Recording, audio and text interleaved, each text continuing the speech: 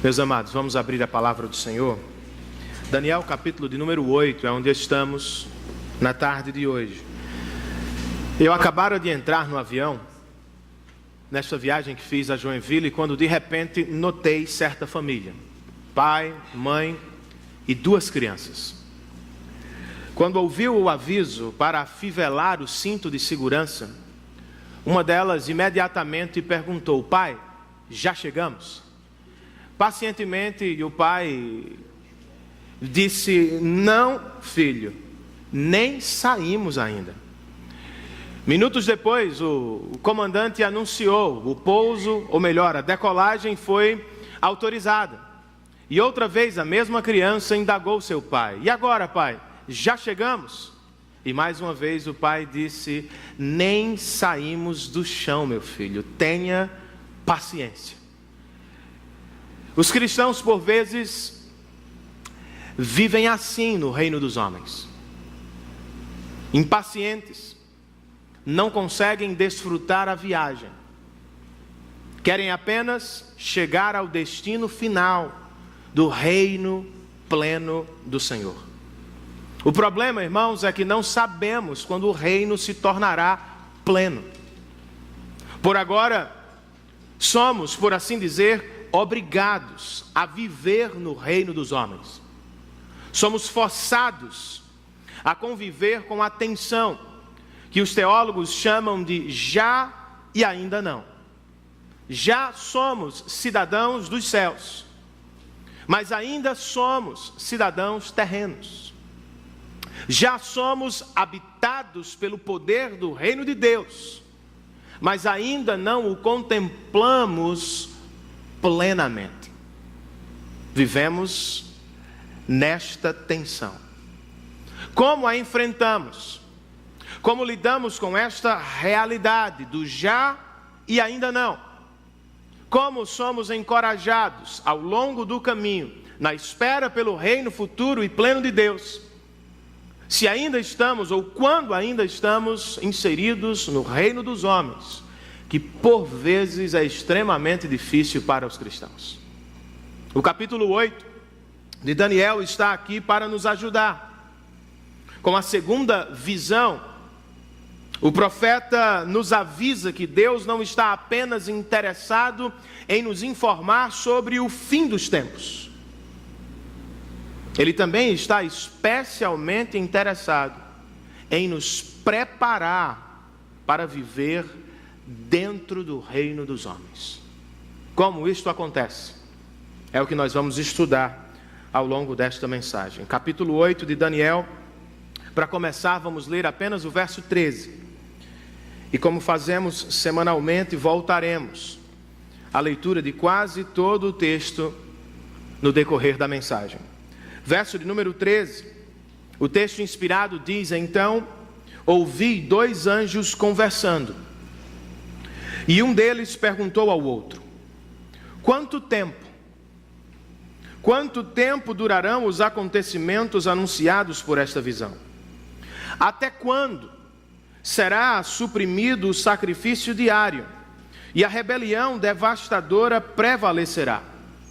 Até quando o santuário e o exército ficarão entregues ao poder do chifre e serão por ele pisoteados?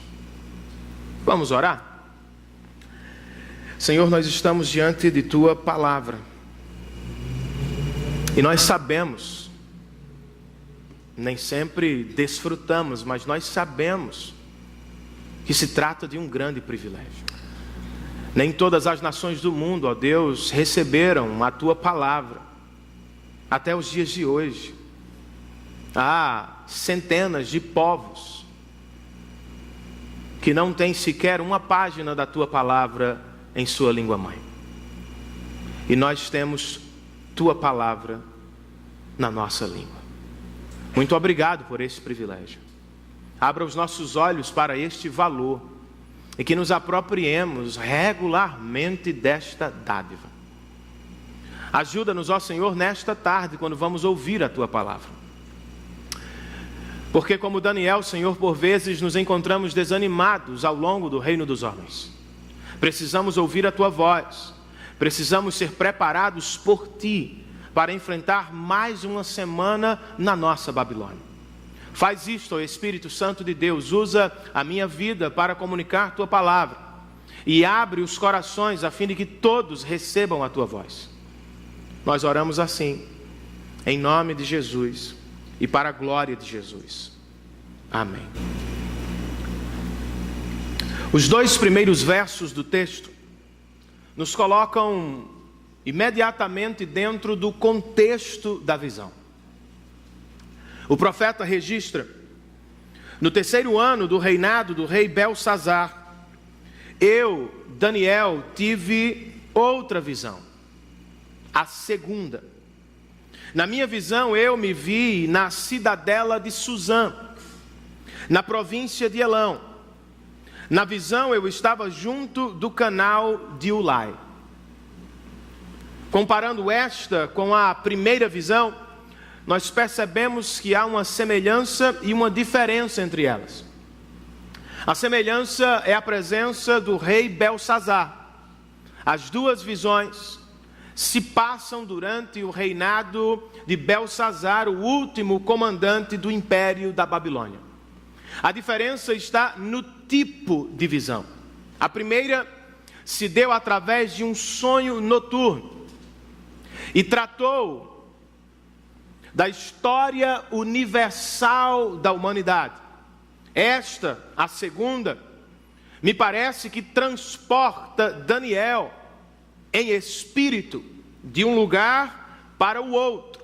De repente ele se encontra na cidade de Suzã, cidade importante para o Império Medo-Persa.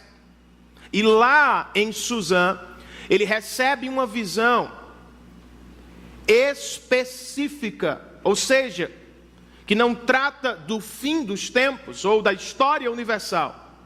Trata de um pedaço específico da história do povo de Deus.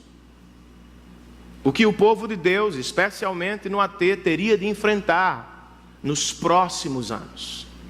Com que propósito ele recebe esta segunda visão? Ou por que Deus descortina um pedaço específico da história para Daniel? Dale Davis, um comentarista do texto de Daniel, escreve: o povo de Deus precisa se preparar, não apenas para o fim dos tempos, mas também para viver dentro dele. É o que também precisamos hoje. Com o capítulo 7, o Senhor nos prepara para o fim dos tempos. Mas com este capítulo, Ele nos prepara para viver dentro do tempo em que estamos. A pergunta é como Deus nos prepara, ou para que Deus nos prepara através desse texto. De acordo com o que Daniel viu, irmãos, eu registrei 3 respostas para esta pergunta. E elas estão listadas no nosso boletim informativo. Página de número 2, onde há um pequeno esboço da mensagem.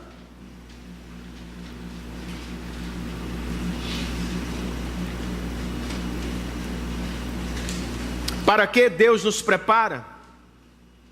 De acordo com o que Daniel viu, inicialmente, Deus nos prepara para enfrentar o sofrimento. O sofrimento típico do reino dos homens. Depois de nos colocar dentro do contexto inicial, local e forma, ele nos apresenta a visão propriamente. A primeira parte dela se encontra entre os versos 3 e 8. E eu queria que você voltasse seus olhos para o texto. O texto diz: olhei para cima, e diante de mim, junto ao canal, estava um carneiro. Seus 2 chifres eram compridos, um mais que o outro, mas o mais comprido cresceu depois do outro. Observei o carneiro enquanto ele avançava para o oeste, para o norte e para o sul. Nenhum animal conseguia resistir-lhe, e ninguém podia livrar-se do seu poder. Ele fazia o que bem desejava e foi ficando cada vez maior. Verso 5. Enquanto eu considerava isso, de repente um bode, eu acho que essa visão é nordestina, um carneiro, depois um bode, com um chifre enorme, surgiu ou veio do oeste, percorrendo toda a extensão da terra, flutuando, irmãos, de tão veloz, sem encostar no chão. Ele veio na direção do carneiro de 2 chifres que eu tinha visto ao lado do canal, e avançou contra ele com grande fúria. Eu o vi atacando furiosamente o carneiro, atingi-lo e quebrar os seus 2 chifres. O carneiro não teve forças para resistir a ele.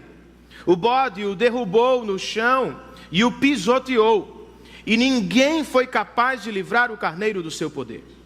O bode, por sua vez, tornou-se muito grande, mas no auge da sua força, o seu grande chifre foi quebrado, e em seu lugar cresceram 4 chifres enormes, na direção dos 4 ventos da terra. Inicialmente, registra o verso 17, Daniel ficou assustado, estarrecido com o que viu. Não apenas porque o próprio anjo Gabriel se aproximou dele, mas principalmente porque ele viu uma batalha terrível diante dos seus olhos. Ainda assim, Daniel indaga no verso de número 15, ou questiona, ele quer saber o significado da visão. E o anjo Gabriel recebe a autorização do Senhor para lhe comunicar o significado ou a interpretação da visão. A primeira parte está entre os versos 19 e 22. A interpretação dos 2 animais. O anjo diz: vou contar-lhe o que acontecerá depois, no tempo da ira, pois a visão se refere ao tempo do fim.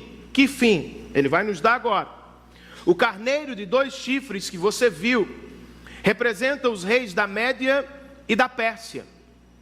O bode peludo é o rei da Grécia, e o grande chifre entre os seus olhos é o primeiro rei, ou seja, Alexandre o Grande.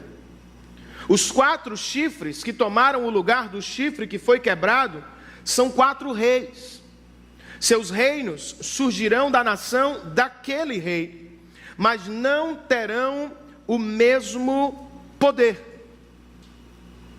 Diferentemente da semana passada, esta visão nos coloca dentro da história da humanidade, mais precisamente dentro da história antiga, que relata os reinos que sucederam o império da Babilônia. O carneiro é o império medo-persa, o bode é o império grego. Posteriormente à morte de Alexandre o Grande, que morreu aos 33 anos depois de conquistar o mundo de sua época, o reino foi dividido entre 4 homens que deram sequência ao reino dos gregos, porém em reinos menores. E Daniel está diante de um futuro, irmãos, não tão distante, nem tão promissor. Ele sabe pelas profecias de Jeremias que muito em breve Israel será libertada do cativeiro e será levada outra vez para Jerusalém. Mas como é que o povo de Deus viverá este novo tempo na antiga terra? Não será um mar de rosas, não será tão fácil. Ao voltar a Jerusalém, o povo de Deus viverá ainda por séculos em sofrimento. Sofrimento longo e turbulento. Joyce Baldwin, uma doutora no texto de Daniel, comenta assim: os primeiros versos do capítulo nos colocam dentro de 300 anos da história, e eles serão qualquer coisa menos calmos. Serão anos de muitas conquistas e mudanças ou agitações políticas. E é dentro deste pedaço da história que Daniel vê o povo de Deus. Esta visão, ou este sofrimento previsto, não é apenas longo ou turbulento, ele é por demais instrutivo, irmãos. Porque embora o carneiro fosse poderoso, ele foi suplantado pelo bode. E embora por sua vez o bode fosse grande, no seu auge seu chifre foi quebrado. E com isso Daniel fica sabendo antecipadamente que o homem, por mais poderoso que seja, é passageiro. E diante dele, por mais terrível que pareça, o povo de Deus não precisa temer, não precisa se assustar. Com esta primeira parte da visão, os dois animais e seus significados, Deus está nos preparando para o sofrimento, irmãos. Preparou o povo que estava na Babilônia e que sairia para voltar a Jerusalém. E por meio da exposição está preparando a igreja presbiteriana do bairro dos Estados. E como é que ele faz isso? Praticamente, ou contextualizando, eu penso que através desse texto o Senhor está dizendo: não sejam enganados. O povo de Deus vai sofrer.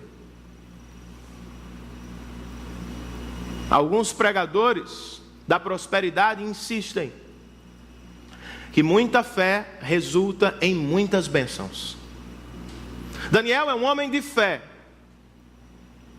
contudo está no exílio, e não apenas se encontra no cativeiro. Quando a história se descortina diante dele, o que ele vê é mais sofrimento. O povo de Israel será liberto, voltará à terra prometida como o Senhor prometeu. Contudo, o povo sofrerá por séculos até a chegada do Salvador. O Salvador, por sua vez, não terá vida fácil. Sofrerá ao longo de toda a vida e morrerá em profunda agonia no Calvário. Seus seguidores não tiveram um fim diferente. Perseguidos, maltratados, presos e muitos deles mortos. Eu me pergunto, o que os pregadores da prosperidade fazem, por exemplo, com o texto de Hebreus, irmãos? No capítulo da Galeria dos Heróis da Fé. Quando o autor escreve sobre os homens e mulheres de fé, nossos irmãos e irmãs. Uns foram torturados e recusaram ser libertos ou libertados, para poderem alcançar uma ressurreição superior. Outros enfrentaram zombaria e açoites. Outros foram acorrentados e colocados na prisão, apedrejados, cerrados ao meio, postos à prova, mortos ao fio da espada, andaram errantes, vestidos de pele de ovelhas e de cabras, necessitados, afligidos e maltratados. Porque não desistiram? Porque seguiram Jesus de perto, através do sofrimento do reino dos homens. O texto continua: o mundo não era digno deles. Vagaram pelos desertos e montes, pelas cavernas e grutas. Todos estes receberam um bom testemunho por meio da fé. No entanto, nenhum deles recebeu o que havia sido prometido plenamente. Pois Deus havia planejado algo melhor para nós, para que conosco eles fossem aperfeiçoados. Isso é a Bíblia. Nenhum deles recebeu a bênção da prosperidade, da facilidade, da longevidade, da plena saúde. Nenhum deles. Ao contrário, todos sofreram por causa do Evangelho, mas insistiram no caminho do discipulado porque receberam algo melhor. Por causa de Cristo Jesus e de sua obra na cruz, eles foram aperfeiçoados aos olhos de Deus. O que significa na prática, foram colocados sob a bênção eterna do Pai. Com isso, irmãos, o que quero dizer é o seguinte: o Evangelho não nos faz promessas de uma vida sem sofrimentos. O Evangelho não nos promete a ausência do sofrimento. Ele nos promete algo muito melhor. Deus estará conosco em todo e qualquer sofrimento do reino dos homens, até que em breve Ele nos leve ao reino perfeito do Pai, onde jamais viveremos em sofrimento. Há algo melhor para o cristão? Sim, mas esse algo melhor não é a riqueza, não é a saúde, não é a longevidade. Este algo melhor é o próprio Deus que caminha conosco ao longo dos vales escuros da vida e que em breve voltará para nos levar para casa. Muito melhor, irmãos. O texto também nos prepara para o sofrimento quando nos diz: sejam encorajados. Os mais fortes do mundo são fracos aos olhos de Deus.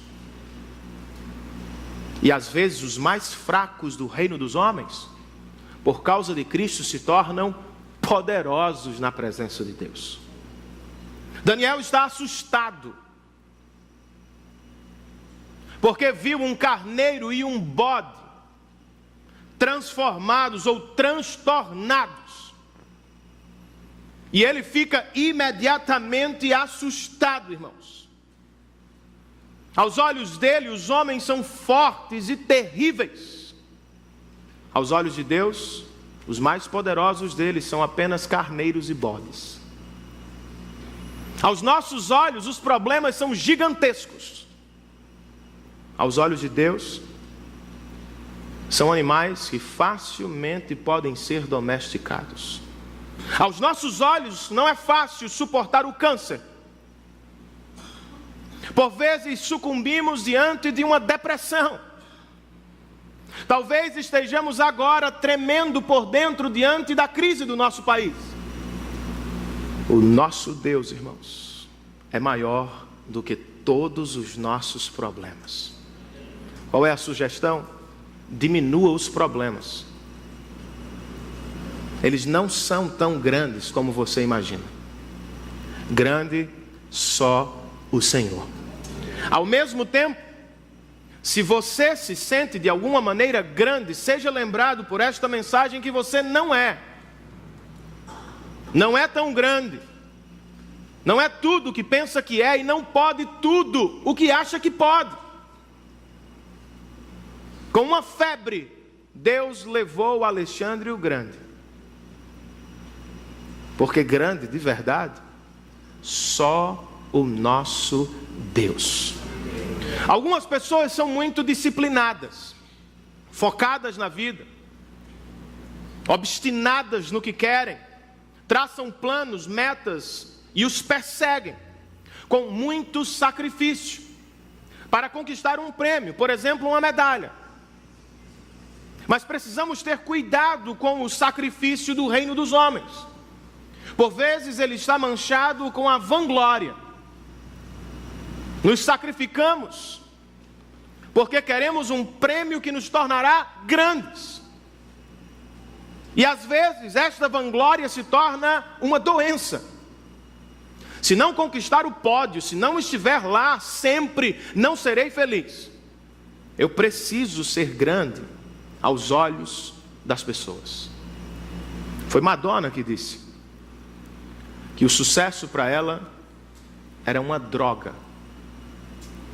Ela descia, ou ela desce do palco já pensando no outro, na tentativa de manter a sensação de que ela é importante.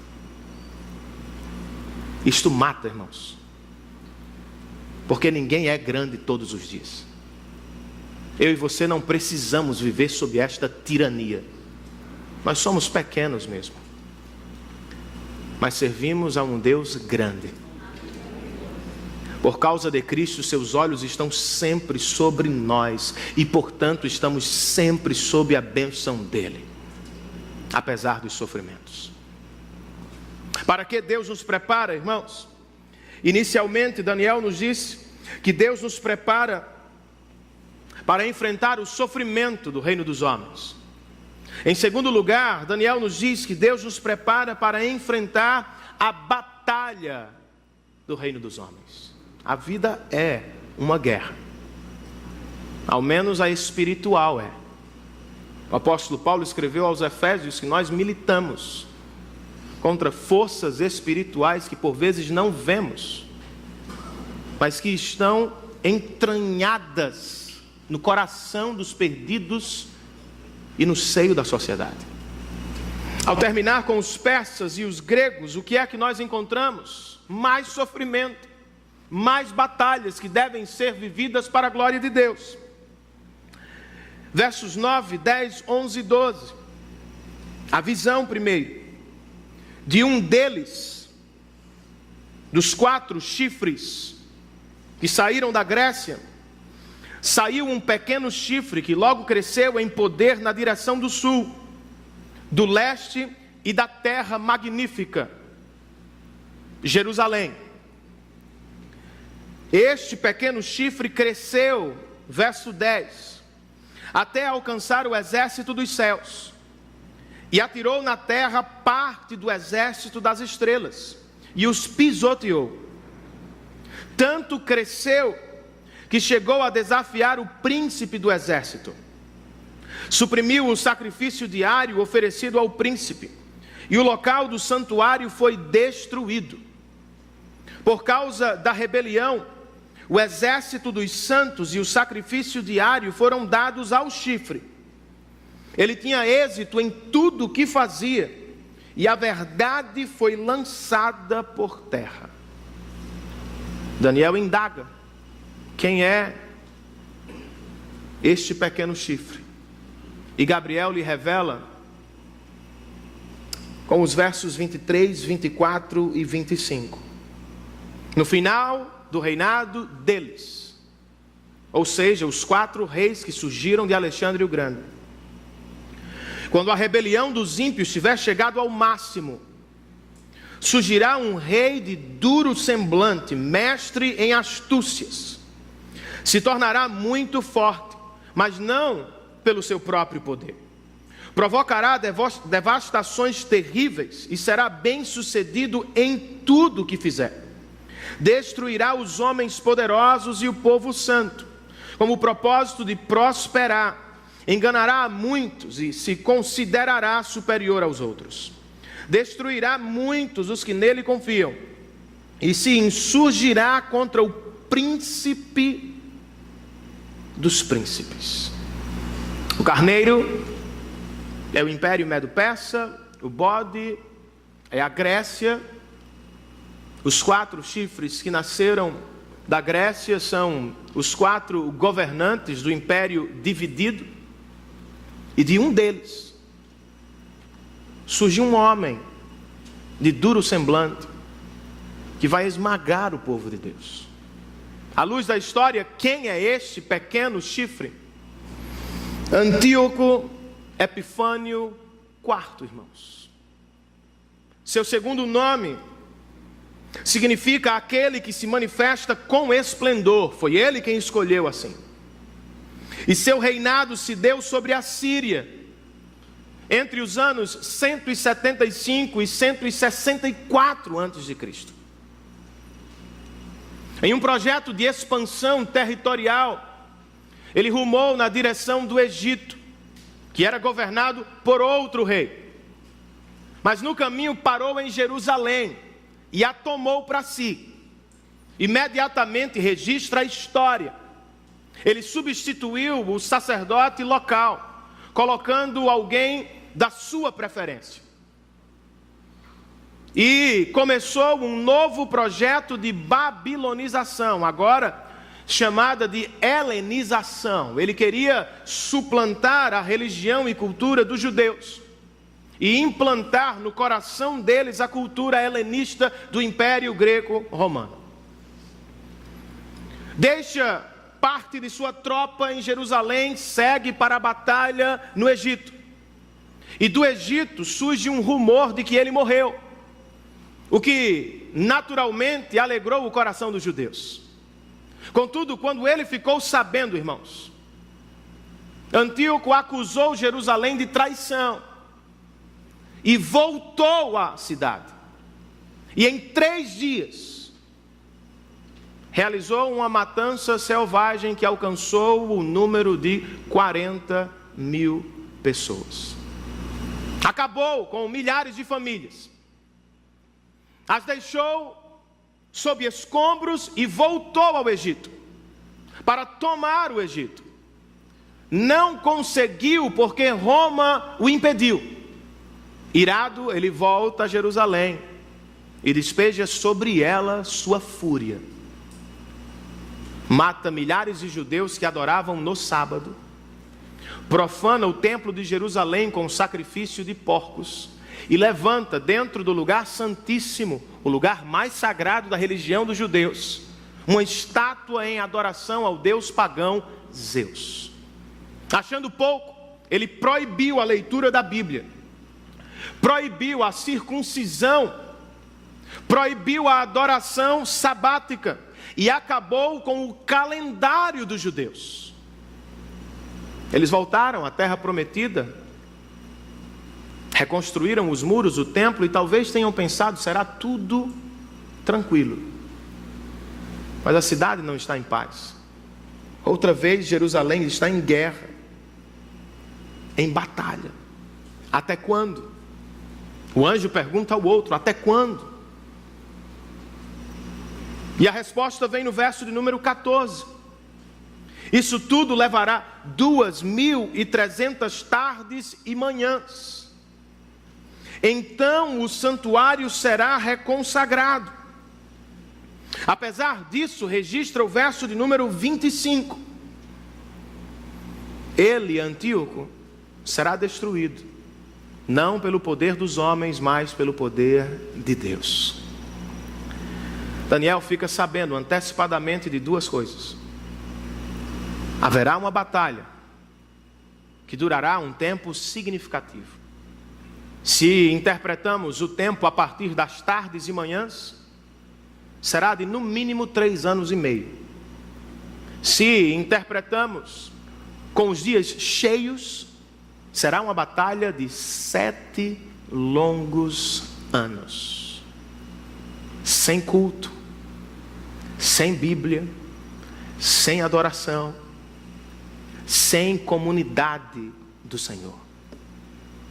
Será um tempo de batalha.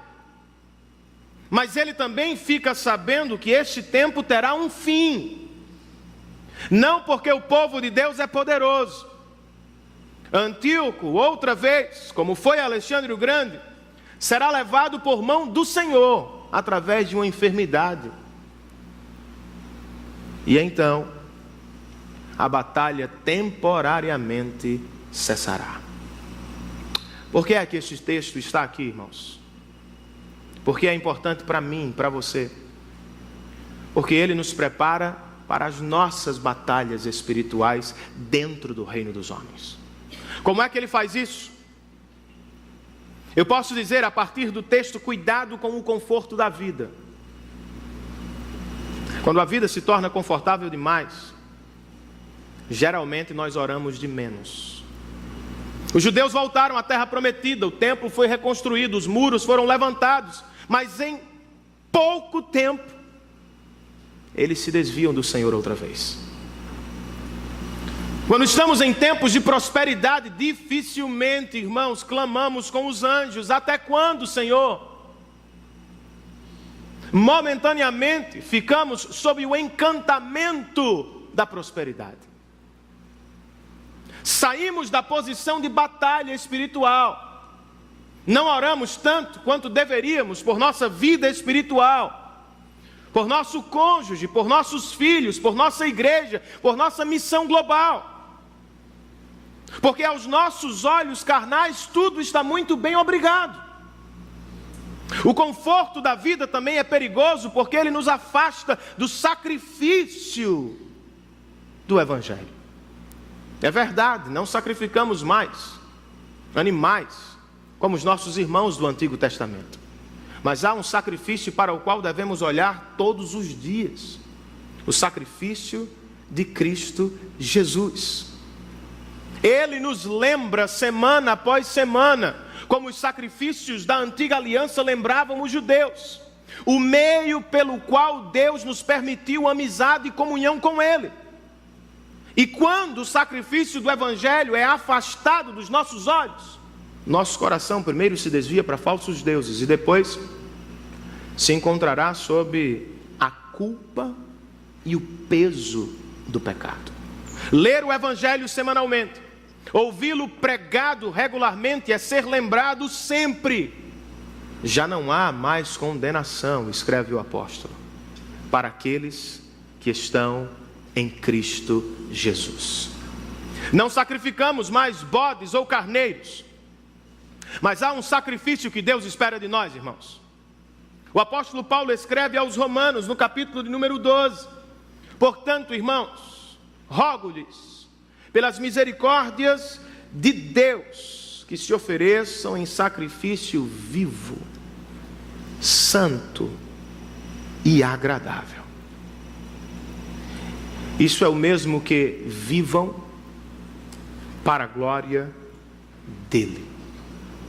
Vivam de maneira digna ou à luz do Evangelho. Vivam morrendo a cada manhã para si mesmo e ressuscitando para a glória de Deus. Isto é um problema para nós, porque no reino dos homens nós somos bombardeados com outras mensagens. Mensagens egoístas: meu, minha, eu. O que nos importa é a nossa segurança, o nosso conforto, o nosso bem-estar, o nosso sucesso, a nossa família, a nossa casa. Mas quando o Evangelho, irmãos, está trabalhando no nosso coração, um dos primeiros sinais é que desejamos viver menos para nós mesmos e começamos a buscar viver uma vida para a glória do Senhor. E esta vida é sacrificial, difícil, mas possível pelo poder do Espírito do Senhor. Como é que esta passagem nos prepara para as batalhas espirituais, irmãos? Por batalha espiritual eu não estou pensando necessariamente naquelas coisas que vocês conhecem. Os demônios são reais, mas percebam, por exemplo, que nem sempre eles se manifestam rolando no chão. Isso é possível, mas quando possuiu o coração de Judas, ninguém viu. Tudo é espiritual, irmãos. A batalha para ser honesto no seu trabalho é espiritual. A batalha para ser fiel à sua esposa é espiritual. A batalha para honrar com seus compromissos é espiritual. A batalha por viver para a glória de Deus dentro de um reino caído é espiritual.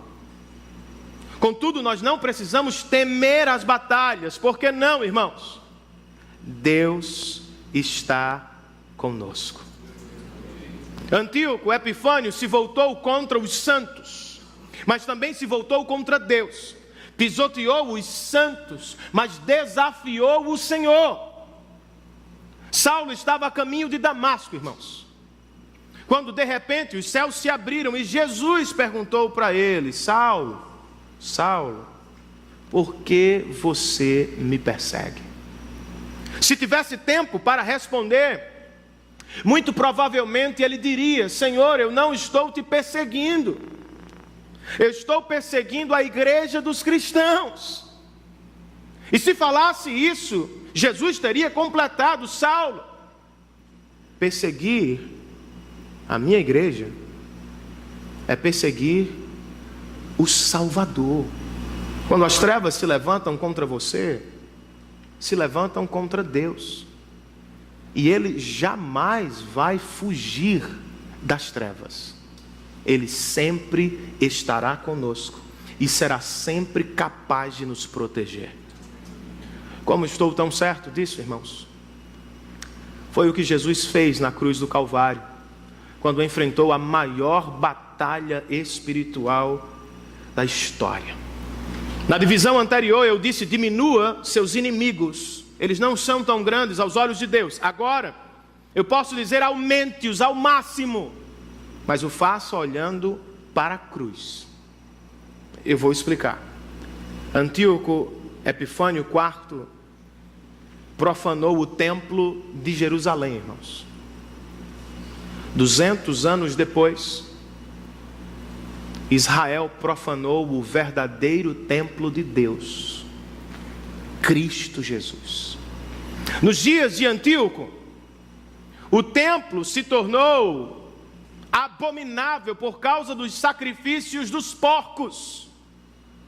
Nos dias de Jesus, Ele mesmo se tornou horrível aos olhos do Pai por causa dos nossos pecados. Na batalha contra Epifânio, poeticamente Daniel viu estrelas que caíram do céu. Na batalha de Cristo no Calvário, o próprio sol parou de brilhar. O templo dos judeus foi parcialmente destruído por Antíoco. O templo de Deus foi completamente lançado abaixo na cruz do Calvário. Crucificaram e mataram o templo do Senhor. Contudo, irmãos, diferentemente do que aconteceria ao templo dos judeus, que em breve deixaria de existir, o Senhor não permitiu que seu filho sofresse a morte eterna. Ao terceiro dia, Deus o ressuscitou dentre os mortos e fez dele para sempre templo, lugar de encontro entre o ser santo e homens e mulheres pecadores. Por causa dele, gentios e judeus, africanos e asiáticos, brasileiros e americanos, homens e mulheres pecadores, podem hoje, sem bater no peito com arrogância, dizer: somos templo do Espírito Santo de Deus. Somos corpo de Cristo, somos família de Deus, e porque estamos sob as asas do Senhor, por mais difícil que seja a nossa batalha, não precisamos temê-la. O Senhor está conosco.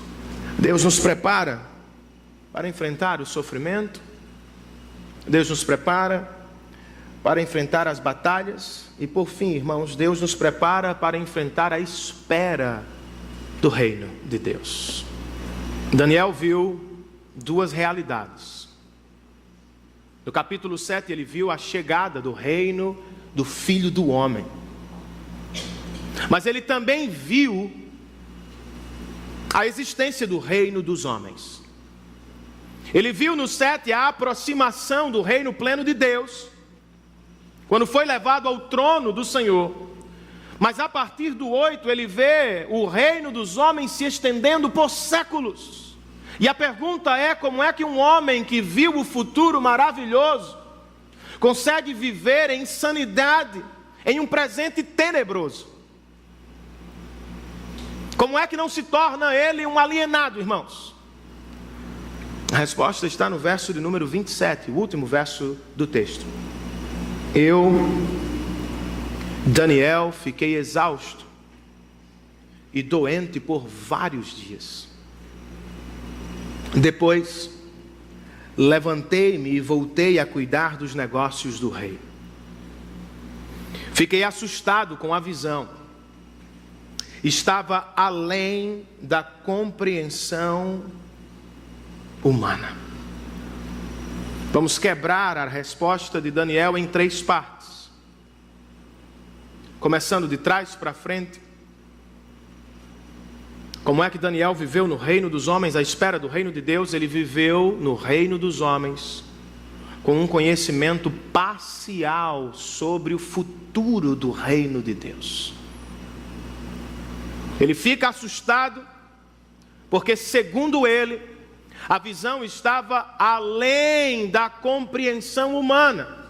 A declaração não nos assusta, porque se estivéssemos no lugar dele, responderíamos da mesma forma. Mas não se esqueçam, estamos falando de Daniel, que interpretou os 2 sonhos de Nabucodonosor, que revelou o significado da inscrição da mão invisível no templo ou no palácio de Belsazar. Estamos falando do homem de quem Nabucodonosor disse: para ti não há mistério difícil na terra. Ele recebeu o significado da visão no capítulo 7. E aqui ele recebeu a interpretação da visão no capítulo 8. Contudo, este mesmo homem, habitado pelo Espírito de Deus, e que recebeu entendimento, diz aqui: a visão está além da compreensão. Paradoxal. O que me leva a dizer que ele entendeu aspectos da visão, mas não a entendeu plenamente. Ele sabe que em breve o reino dos homens dará lugar ao reino pleno de Deus, mas ele não sabe quando. Ele sabe que o Senhor estará sempre presente com seu povo ao longo dos reinos dos homens, mas ele não sabe exatamente quando ou como isso se dará.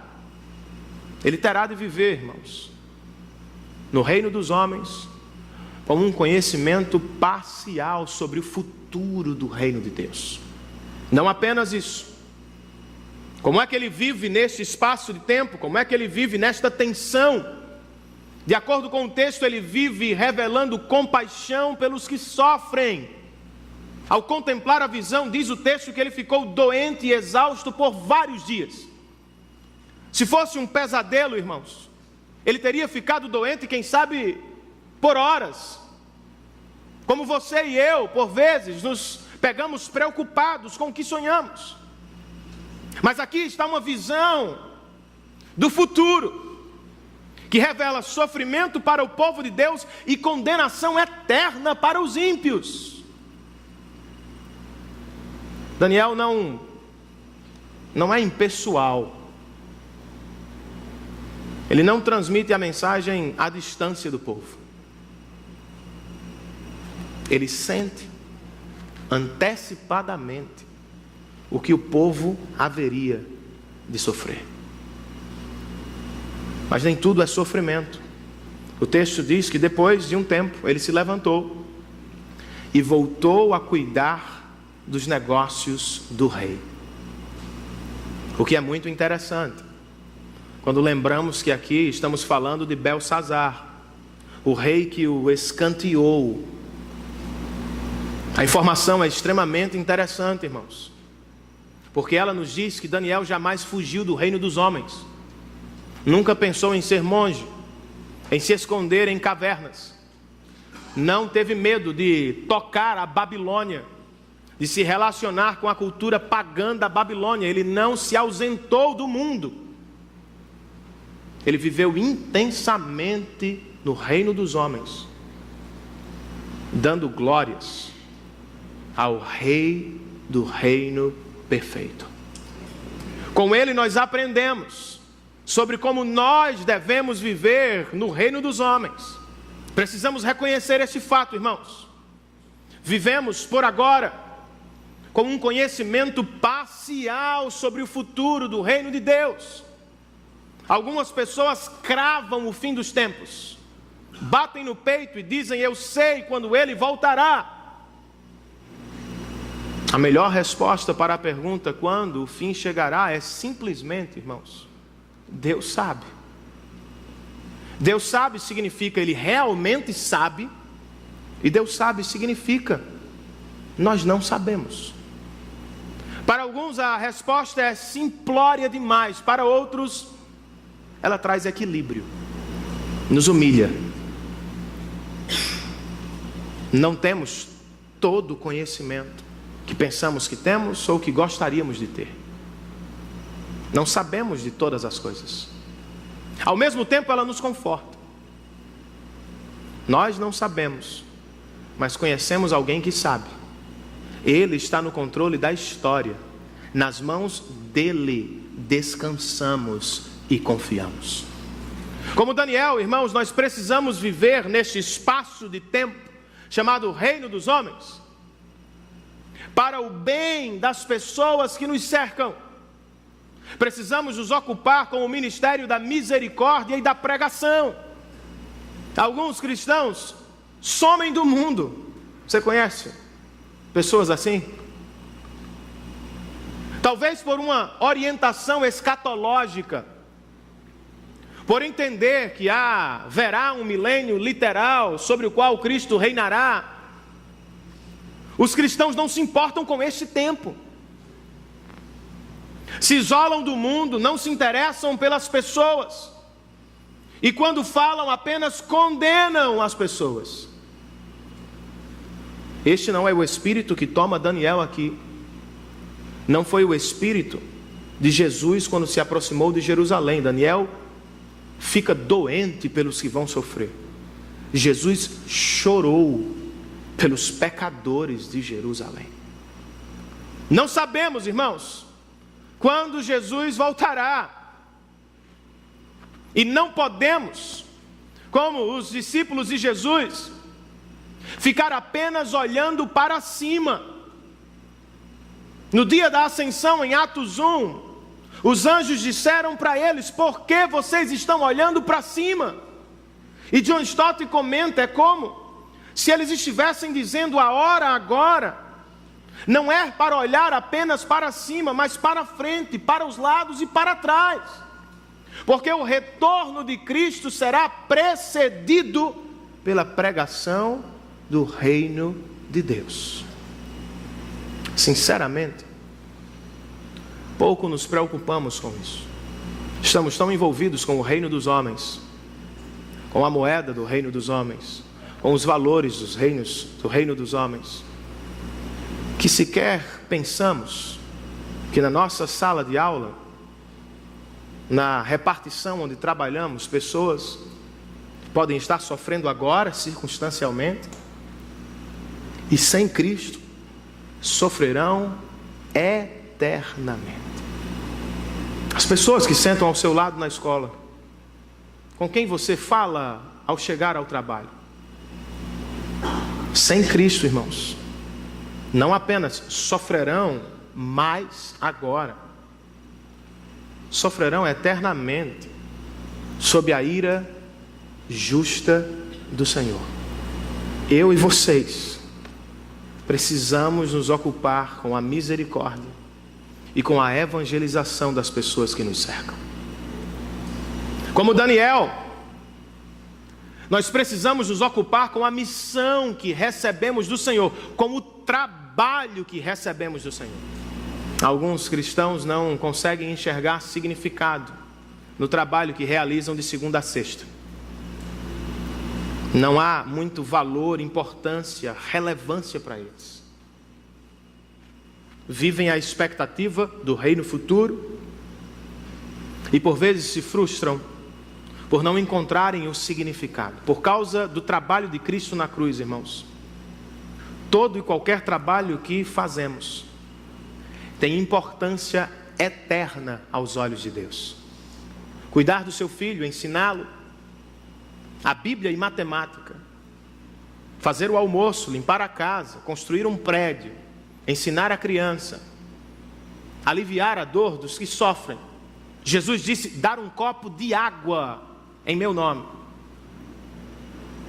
é relevante aos olhos do meu Pai. Nós precisamos nos ocupar com o que Ele nos permitiu, irmãos. Contudo, não podemos jamais imaginar que o nosso trabalho, por melhor que seja desempenhado, trará a restauração plena do reino dos homens, ou obrigará a chegada do reino de Deus. Por isso devemos orar, como Daniel vai nos ensinar no capítulo 9, pelo retorno do Filho do Homem. Pois só Ele, irmãos, colocará todas as coisas em ordem outra vez. Por melhor que seja o seu desempenho, muitas coisas continuarão quebradas. Podemos e devemos viver para melhorar a vida neste mundo, mas não podemos ser ingênuos. Famílias ainda vão se separar, apesar da pregação. Cidades ainda serão bombardeadas, apesar dos tratados de paz. Crianças ainda serão abortadas no ventre, mesmo que leis sejam aprovadas no Congresso. Pessoas ainda morrerão com doenças terminais nos hospitais, mesmo que a ciência avance, a tecnologia também. Pois este é o mundo, o reino dos homens, manchado pelo pecado dos nossos pais, manchado pelos nossos pecados. Por isso, irmãos, devemos fazer o que estiver ao nosso alcance para consertar o que é possível, mas precisamos viver apontando para o reino futuro de Deus, seus valores e a esperança eterna do retorno do Salvador.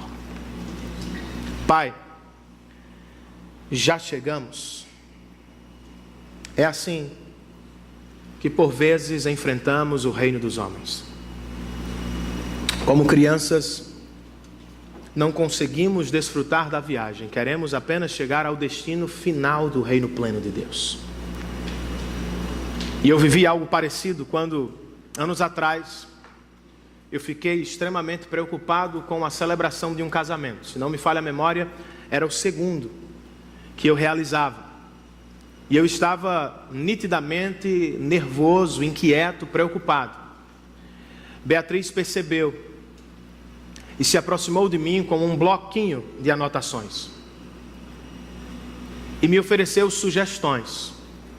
A primeira delas foi: pai, sempre sorria, o momento é feliz. A segunda foi: use o terno, por mais que não seja agradável, o momento pede uma roupa clássica.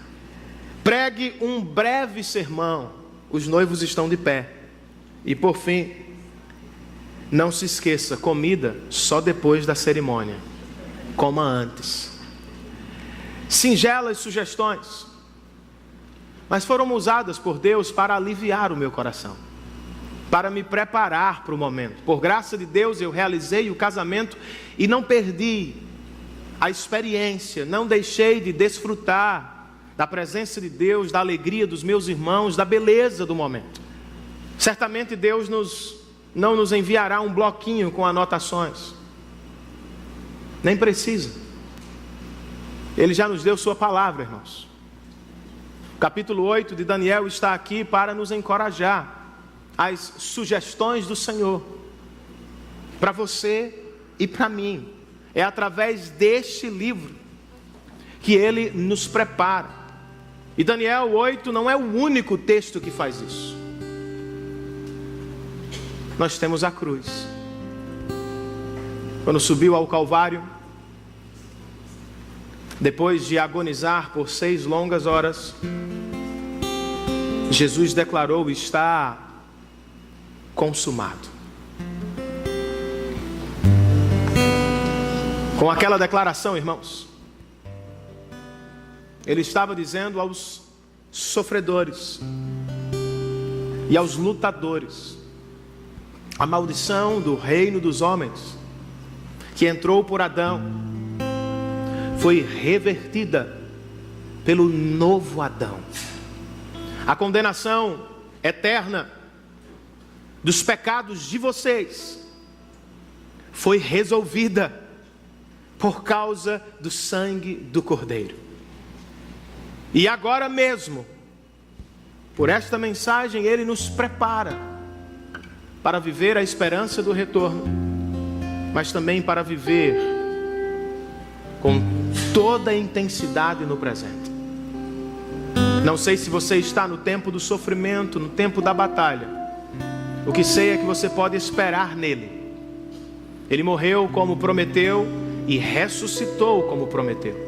Em breve, como disseram os anjos aos nossos irmãos, Jesus voltará da mesma forma que subiu aos céus. Até lá, irmãos, que estejamos preparados para enfrentar todos os desafios do reino de Deus, ou do reino dos homens, vivendo sempre para a glória do nosso Salvador. A centralidade do universo, Cristo, salvação para o que crê. Fortalece-nos, ó Senhor, por esta porção da Tua palavra,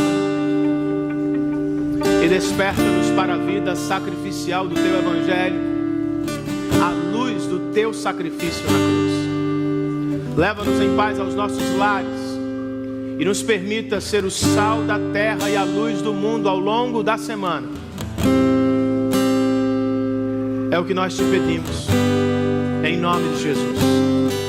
Que o amor de Deus, nosso bendito Pai, a graça fortalecedora de Jesus Cristo, nosso Senhor e Salvador, a comunhão, o poder, a presença e a consolação do Santo Espírito de Deus estejam sobre todos nós. E todos nós dizemos a uma só voz: amém. Que Deus nos abençoe, queridos. Saiamos sob a bênção do Senhor.